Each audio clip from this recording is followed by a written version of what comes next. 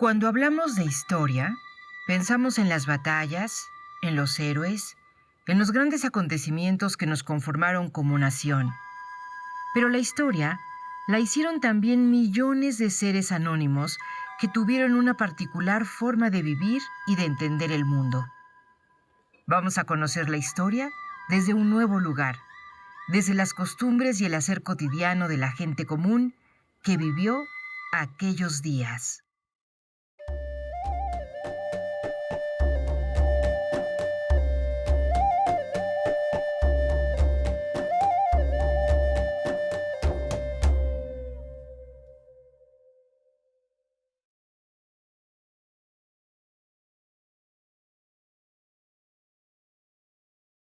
Las revoluciones sociales son fenómenos atípicos en la historia de los pueblos. Suelen traer consigo posibilidades de cambio, pero implican sacrificios, penurias, dolor y muerte.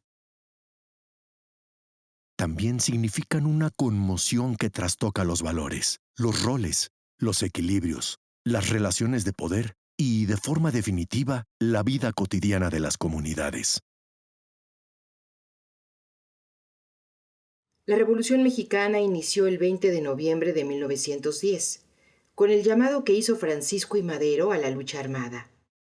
Esta convocatoria cristalizó el descontento contra el régimen de Porfirio Díaz, quien gobernó por más de 30 años y promovió un desarrollo económico que creó una profunda desigualdad social.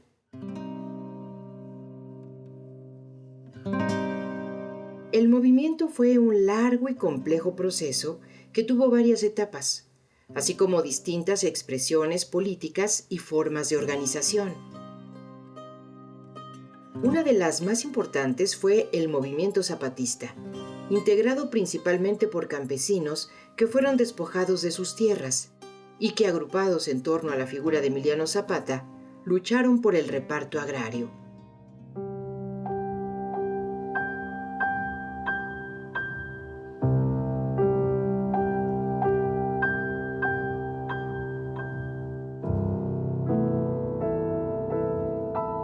Las transformaciones hechas por la Revolución Zapatista modificaron profundamente las condiciones de vida de las familias de la región que comprende los estados de Morelos, Guerrero, Puebla, Tlaxcala, Estado de México y sur, oriente y poniente del Distrito Federal.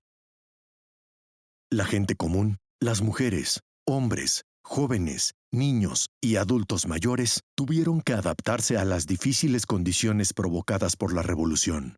La violencia, la escasez de alimentos, la destrucción de pueblos y rancherías, la subordinación de la economía a las necesidades de la guerra, la presencia cotidiana de la muerte y la irrupción de fuerzas destructivas externas obligaron a las familias a establecer mecanismos de defensa y sobrevivencia.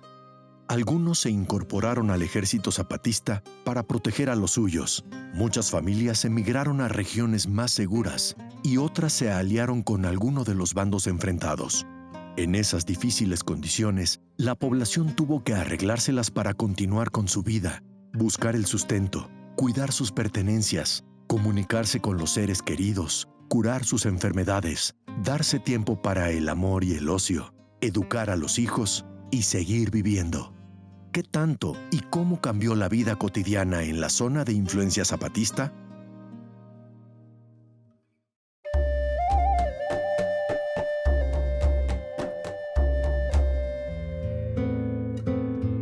El zapatismo es tal vez el movimiento social que llevó a cabo las transformaciones sociales y económicas más profundas en la historia de México.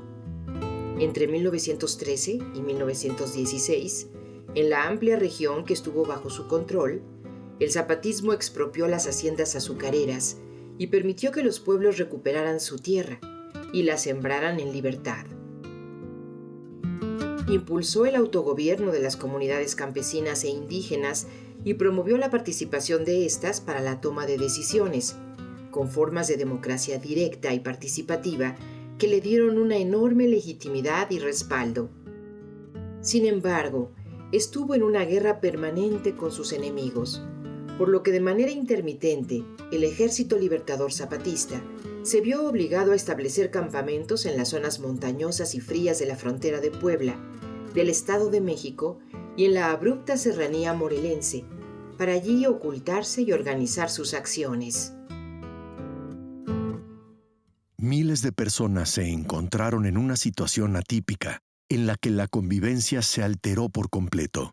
Los hombres jóvenes tuvieron que separarse de sus hogares para enrolarse en las filas zapatistas o fueron obligados a ingresar al Ejército Federal.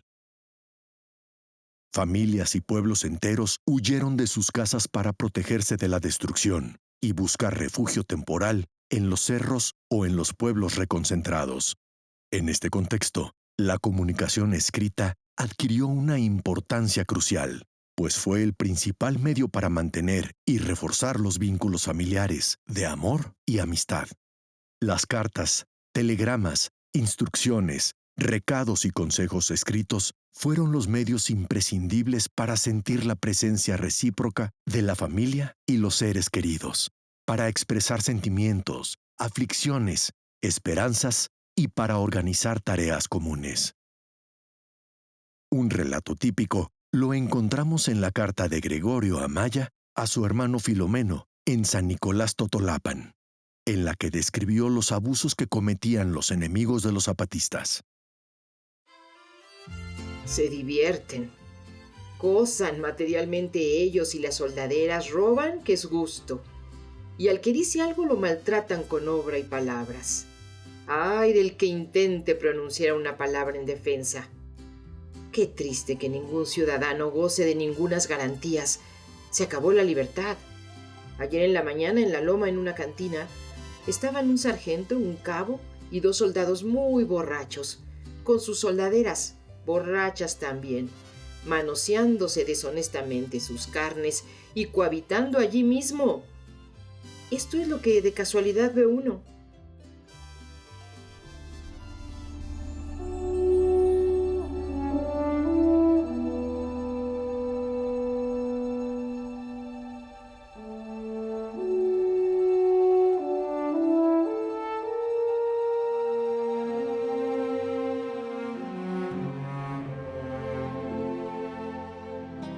Los pueblos fueron la organización que dio cohesión, identidad y soporte al movimiento zapatista. En buena medida, la persistencia del movimiento se explica por los fuertes vínculos de parentesco de los soldados del Ejército Libertador con sus comunidades, por las familias que tenían a los hombres combatiendo, mientras las mujeres, niños y adultos mayores colaboraban de distintas formas. Los pueblos sostuvieron a la Revolución Zapatista con los alimentos que producían, principalmente maíz, frijol y chile, y algunas frutas u hortalizas, animales domésticos y, ocasionalmente, lácteos. La ayuda era directa, dando de comer a los guerrilleros que entraban a las poblaciones, o indirecta, a través de la distribución de cuotas de productos o dinero que acordaban los pueblos con los jefes zapatistas y eran recogidas y entregadas por las autoridades locales. Los archivos están plagados de testimonios de este sostenimiento alimenticio. Esas contribuciones eran voluntarias. En los casos en los que tenían parientes y amigos cercanos dentro de las filas guerrilleras, las familias gustosamente colaboraban, y también en los que no existían lazos de parentesco o amistad. Los pueblos reconocían que los guerrilleros los protegían, que era una especie de pago de servicios. Pero también ocurrió que esas ayudas fueron impuestas por la fuerza, como cuotas obligatorias que se exigían mediante amenazas, castigos corporales y abusos, ocasionando una relación muy deteriorada de temor, resentimiento y deseo de justicia por parte de las familias ofendidas.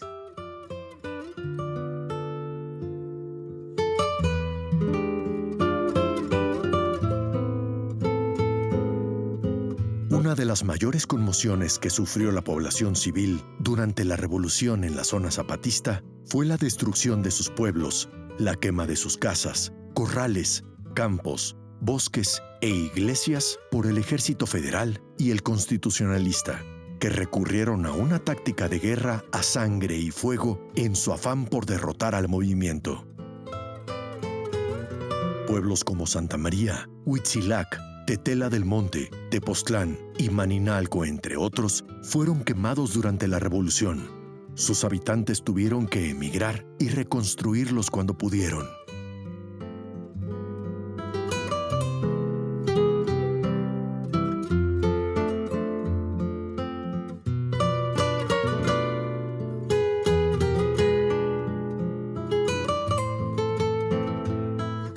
Pascual Aguilar, habitante de Tepalcingo, relató: La mayoría del pueblo fue incendiado. Luego reunieron a todas las mujeres y las concentraron en el pueblo. Luego se las llevaron como prisioneras de guerra a Jonacatepec, a 12 kilómetros. Las maltrataron con palabras y no se compadecieron de ellas ni les ayudaron, pues iban cargando sus maletas, sus niñitos. Les advirtieron que a las mujeres y madres de zapatistas ya las estaba esperando el tren para llevarlas a Quintana Roo. En Jonacatepec estuvieron como en la cárcel. Las mujeres se fueron fugando a escondidas, unas al mes, a los 2 meses. Los pacíficos andábamos en los cerros, en pleno temporal, refugiados en las cuevas. Los hombres sabían que sus mujeres estaban en Jonacatepec, con peligro de sus vidas las iban a traer poco a poco por la noche.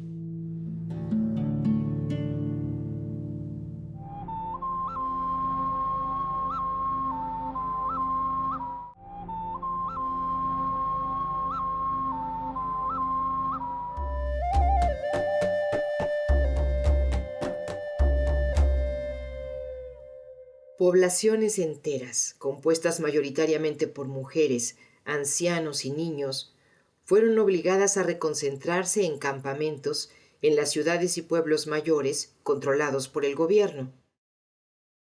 Otro recurso de sobrevivencia que utilizó la población civil fue irse a vivir a los cerros, esconderse en los bosques y en las cuevas, allí en donde estaban sus familiares guerrilleros. Las mujeres aprendieron a buscar y preparar comida. Los niños ayudaron a sus padres a conseguir leña y cuidar animales. Los hombres supieron proteger y mover a su familia según las decisiones de sus jefes militares. No obstante, la vida en las cuevas y montes no garantizaba la seguridad de sus vidas ni de sus pertenencias. Durante la Revolución irrumpieron sentimientos, anhelos, esperanzas y prácticas en las que se afirmaron ciertos valores. Hubo comportamientos solidarios, altruistas, de lealtad, de amor y de heroísmo que se retroalimentaban con una comunidad que trataba de reconstruirse en condiciones extremadamente difíciles. Pero también la revolución implicó el desarrollo de una tendencia opuesta, la desaparición del Estado y de los mecanismos de control tradicional. Significaron un vacío que no alcanzó a ser llenado por la ética, la moral y los nuevos instrumentos normativos. La disputa por el poder, la guerra, la pérdida de vidas y la escasez de satisfactores fue el caldo de cultivo que permitió que afloraran prácticas negativas que debilitaron a la nueva comunidad. En la zona zapatista, quizá la región que más padeció la violencia de la revolución, se encuentran abundantes ejemplos de cómo los miembros del Ejército Libertador del Sur actuaron en contra de ellos mismos y de las comunidades.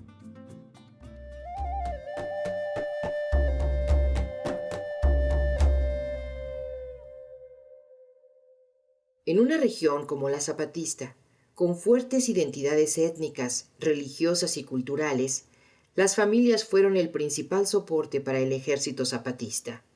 La guerra las puso a prueba. Se fortalecieron y permanecieron unidas, no siempre físicamente, pero sí en lo afectivo y lo espiritual. Los hombres que estaban en la guerra, aún en los momentos más difíciles, buscaron tener tiempo para seguir al pendiente de sus familias.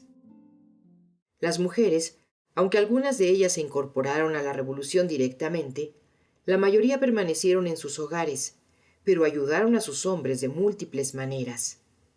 Y cuando sus pueblos fueron destruidos y la amenaza se volvió extrema, huyeron con hijos y parientes a los bosques y campamentos revolucionarios.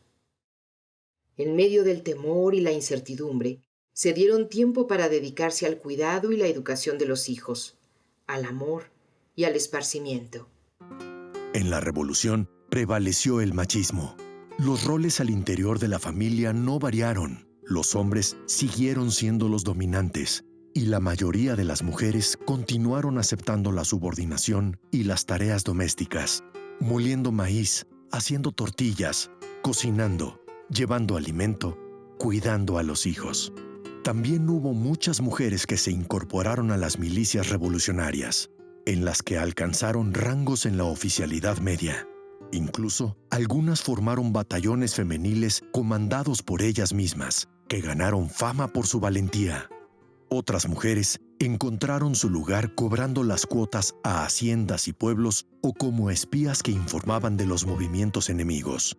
Al estar armadas, se hicieron respetar y se defendieron. Goyita Zúñiga fue una de las compañeras de Zapata, con la que tuvo 3 hijos. Ella relató en una entrevista cómo era su vida con la tropa. No teníamos paz. Llegábamos a unas barrancotas, a unas arboledas bonitas. Nos poníamos. Ahí luego bajaba mi mamá. Empezaban los muchachos a descargar las mulas, porque llevábamos el bastimento para comer. Y las pobres mujeres que nos acompañaban a moler y a poner lumbre como campamento. De los cerros aprovechaba uno la leña y piedras para hacer lumbre y hacerse de comer.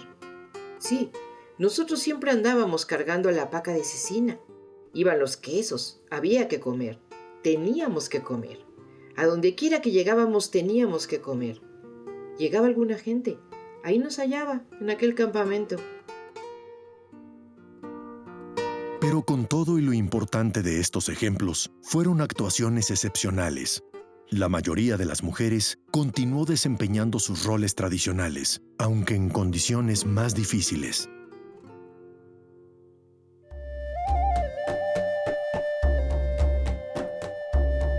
Los niños, sobre todo los más pequeños, vieron alterado el entorno en el que vivían y fueron de los más vulnerables ante la violencia, el hambre y la zozobra de aquellos días. Las escuelas elementales fueron cerradas desde los primeros años de la Revolución. La educación formal, aunque intentaron reanudarla, ocasionalmente en los campamentos, no pudo restablecerse. La necesidad de jugar tuvo que adaptarse a la precariedad. Con lo que había en los montes, los niños imitaban las conductas que veían en los mayores, las batallas y persecuciones, los caballos y las armas. La violencia cotidiana, la presencia de la muerte y el sufrimiento, dejaron en muchos de ellos efectos traumáticos. La vida fuera del hogar trajo para los niños enfermedades gastrointestinales, pulmonares y mordeduras ponzoñosas de serpientes y alacranes. Muchos murieron, como fue el caso de los 2 hijos legítimos de Zapata y de otros que tuvo con otras mujeres. También, no pocos infantes se incorporaron a la revolución como pequeños milicianos. Otros colaboraron en tareas sencillas de cuidados, transmisión de mensajes, traslado de comida y cosas ligeras, pero ninguno quedó fuera de los nuevos roles y actividades de la lucha zapatista.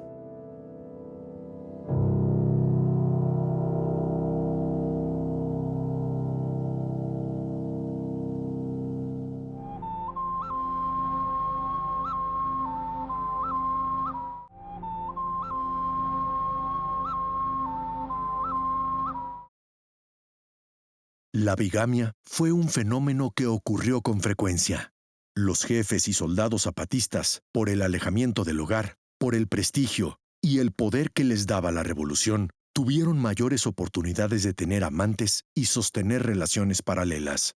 Algunos las atendieron con dedicación y se responsabilizaron de los hijos que procrearon en esos nuevos hogares. Zapata y varios de los principales jefes surianos tuvieron hijos ilegítimos. Las amantes gozaron de respeto y atención por la tropa, aunque a veces metieron en dificultades a sus enamorados y subalternos por sus pretensiones de poder y sus caprichos.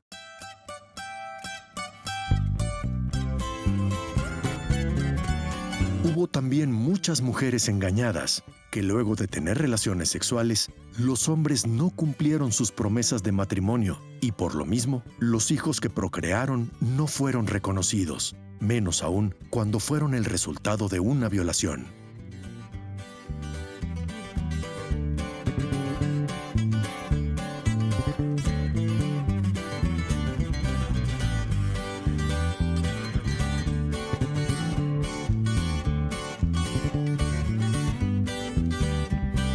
El alcoholismo fue uno de los mayores problemas del ejército zapatista.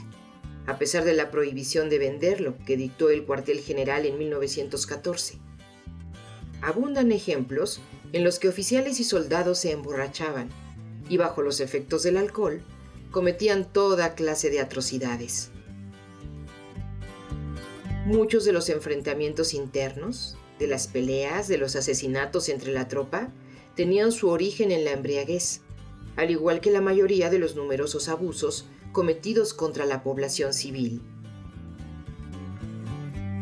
Indudablemente, la tensión de la guerra y la presencia constante de la muerte debían producir en muchos de los soldados la necesidad de armarse de valor a través del alcohol.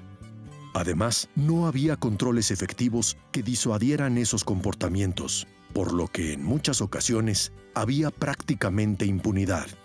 Dentro de estas conductas delictivas, una de las peores fue la violencia contra las mujeres. Fueron vejaciones, violaciones y raptos que cometieron contra ellas enemigos de los zapatistas, federales, bandoleros y también muchos oficiales y soldados surianos.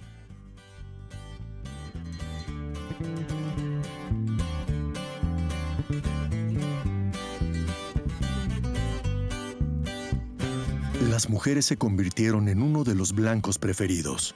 Eran un botín codiciado y asediado, y por lo que se aprecia en las fuentes históricas, sus agresores se acostumbraron a abusar de ellas, a pesar de los numerosos intentos del cuartel general y de los jefes zapatistas por impedir y castigar tales prácticas. Aunque hubo oficiales y soldados que fueron castigados y algunos fusilados, la mayoría de esos delitos quedaron impunes. El artículo 40 del Programa de Reformas Sociales y Económicas, aprobado por los zapatistas en la Soberana Convención, decía: proteger a los hijos naturales y a las mujeres que sean víctimas de la seducción masculina, por medio de leyes que les reconozcan amplios derechos y sancionen la investigación de la paternidad. En ese sentido, los jefes zapatistas buscaron mantener la disciplina en sus filas e hicieron continuos exhortos a sus fuerzas para que se apegaran a una conducta de protección a los pueblos.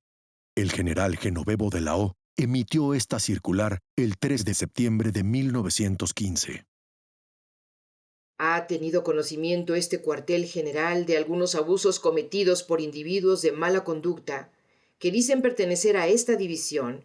Y como el jefe de ella no autoriza esos abusos que desprestigian a toda la corporación, se hace del conocimiento del público que el propio jefe está dispuesto a castigar severamente cualquier falta que se cometa en su nombre y por lo tanto deben denunciárselas. Asimismo, se ordena a los jefes, oficiales y soldados que pertenecen a esta división desplieguen el celo posible para evitar esos males, teniendo en cuenta que hemos empuñado las armas para dar garantías a nuestro pueblo y para convertir en realidad las bellas promesas del Plan de Ayala. Y se les exhorta para que estrechen los vínculos de unión y fraternidad con todos los compañeros de armas, teniendo en cuenta que cada soldado del Ejército Libertador es un hermano que como nosotros lucha por los mismos ideales, con nosotros persigue los mismos grandiosos principios.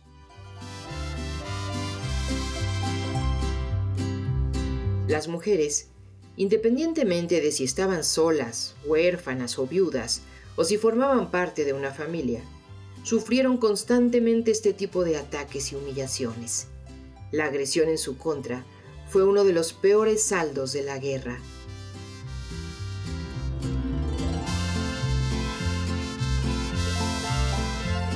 A pesar de la violencia y las penurias, el zapatismo dejó una huella indeleble en la historia de México. hizo posible la reforma agraria que transformó la vida de millones de campesinos mexicanos durante el siglo XX.